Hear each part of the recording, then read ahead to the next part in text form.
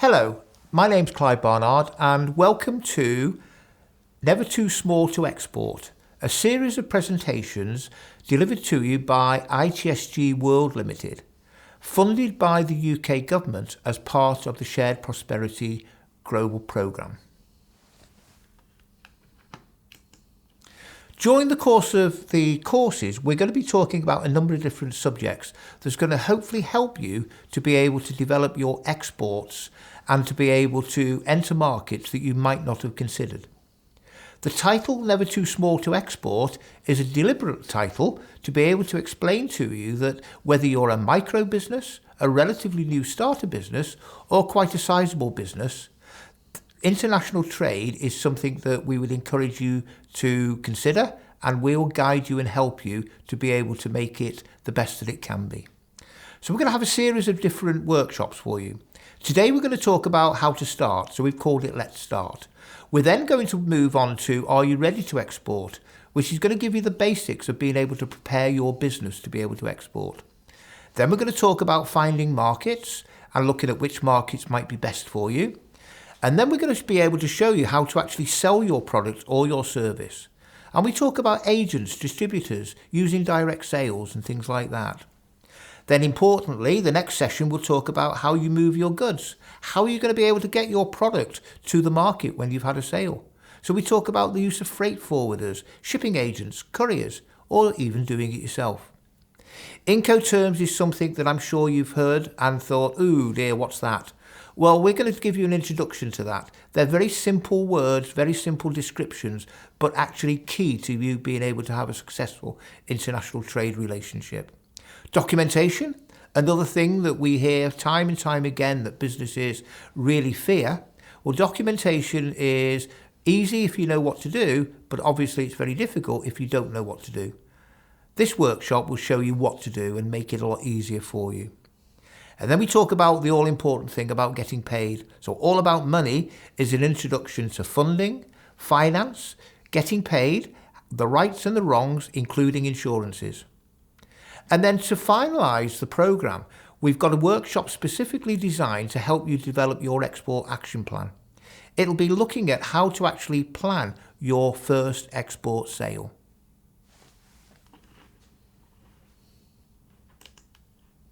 So, we're talking about are you ready?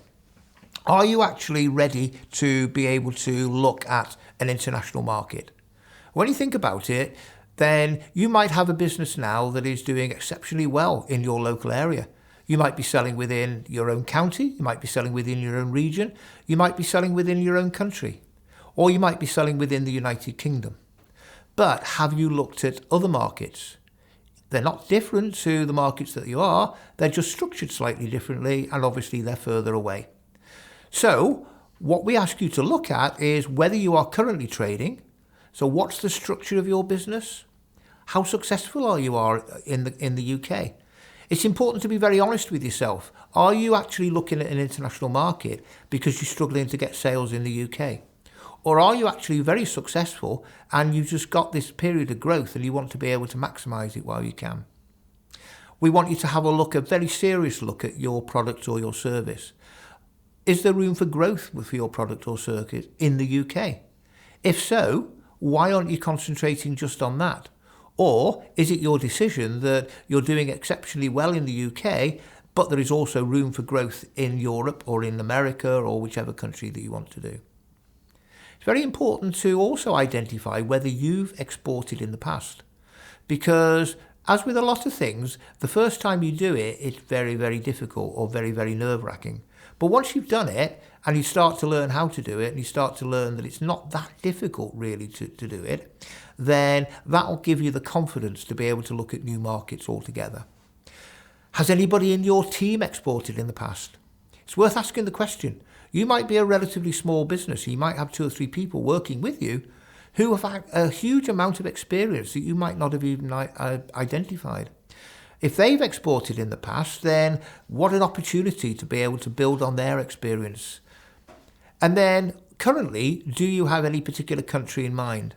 A lot of people come to us when they're starting to think about export And it's because they've had some sort of an inquiry from maybe Germany or France or America or something like that. So automatically they think that's the country I want to export to. It could well be the case, but it's not always the case. And that's why we ask you to have a look at that as you're preparing to be ready. We need to understand about what your actual product or service is. It's very important that you have a review of your product. Is your product current in the UK? And is it something that maybe isn't available in the countries that you're looking at? Or is it something that actually the idea came from that country and that product has been replaced by something even better over there? What would be the point of you selling a product that is grossly out of date in the country that you're aiming for? But it could well be that there are other countries that haven't had the benefit of your type of product in the past. Do you make your product? Are you a manufacturer? Or do you buy your product in? Do you buy your product in and repurpose it? Do you import all or part of your product? Again, these are really important things to understand before you start your journey. There can be cost implications, there can be operational implications, there can be accreditation issues that we need to look at. As with all plans, as with all business plans, and as with all businesses, you need to understand what your unique selling point is. Why would anybody buy from you? If you're going into the international arena, then you are putting your product or your service against millions and millions and millions of other products. So what's special about you? Why would anybody buy from you? If you're trading now, do you actually make a profit? You might think that's a silly question to ask, but it's very, very important. Because if you're going to be looking at other markets, whether it's international or whether it's just round the corner, it costs you time, it costs you resources, and it can cost you money. So if you're not making a profit now, then where are you going to be able to fund that? How are you going to be able to fund it? And is it worth you doing it? All the effort that you put into it, is it going to increase your profits? Do you intend to invest into the region or the country that you're looking for? Can you invest in it? Do you have the money to invest in it? Do you need to invest into that country? Very importantly, do you currently have control of all your costs? Because once you make a commitment, and again, particularly with an international commitment, you've got to deliver. So if you're not in control of your costs, you need to be very, very aware and have a plan B just in case. How do you decide your prices? When we talk to businesses in the UK, particularly micro businesses, they don't always understand how they've actually come and reached the price. Have they done a proper cost analysis, or are they just charging what everybody else charges? Well, you can get away with that to a point, but once you get to the stage where you are trading internationally, where prices are very, very determined and they're cast in stone, you need to be very, very careful and make sure that you made the right decisions with your prices. Do you need finance to be able to complete an order? So let's look at Utopia just for 1 minute. And you've got your product, you've advertised your product, and you have a customer, and they say, we want to be able to buy off you X number of tons of your product.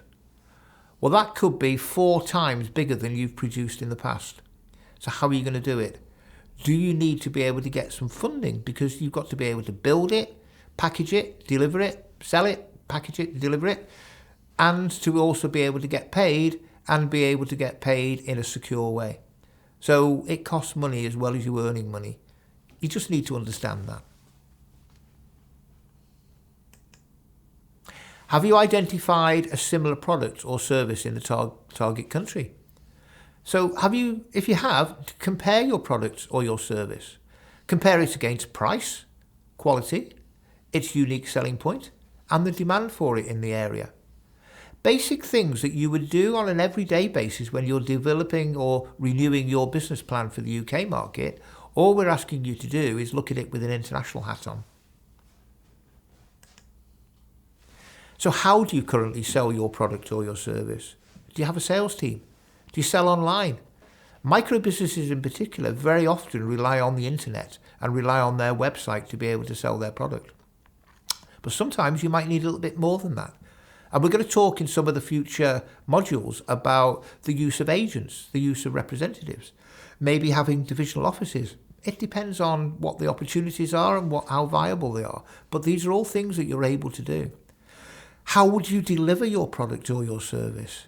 Is it something that you're going to find great difficulty to be able to deliver it? Is it going to be very expensive to deliver? If it is, then could you be able to find an alternative nearer the customer? There's so many answers to the questions that we're posing to you now. Where do you currently get your supplies from? Do you need special permission to sell your product? Do you need a license? Are you VAT registered? Do you have an EORI code? And we'll talk specifically about an EORI code. It sounds very technical. It's very simple to be able to do that, but a very, very necessary thing if you're going to trade internationally. So, how do you register for an EORI number, an EORI code? So, an EORI number, it's an identification. It's basically a number that is provided to you that goes alongside your VAT number. And you get it from HMRC. It's very simple. You order it online, you tell them what your VAT number is, you put all the details in, and within a couple of working days, you'll actually get your EORI number. That EORI number and that couple of minutes doing that online exercise is probably the most important thing that you can do to prepare to be able to sell internationally. Because without that EORI number, you can't actually raise an invoice. You can't deliver your product. And more importantly, you don't get paid for it all.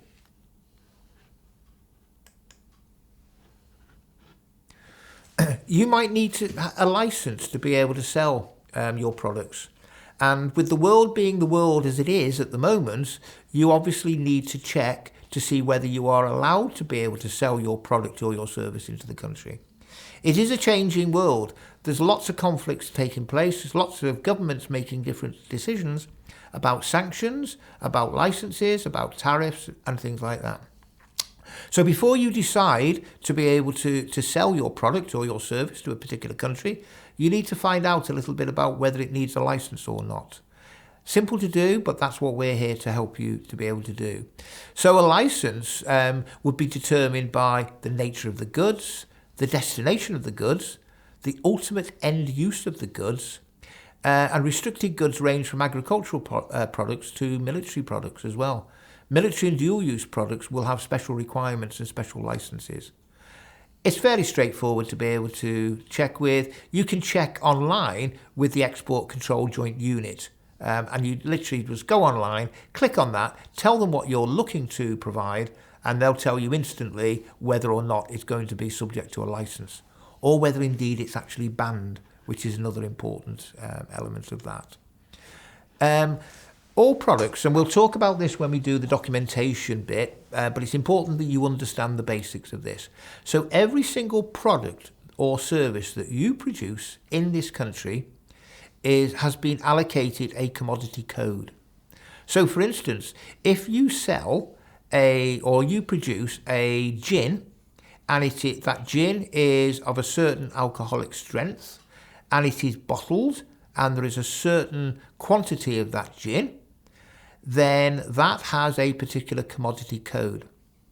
If it is a slightly bigger bottle, then it'll have a slightly different commodity code. And if the alcohol strength is different, then it'll have a different commodity code again.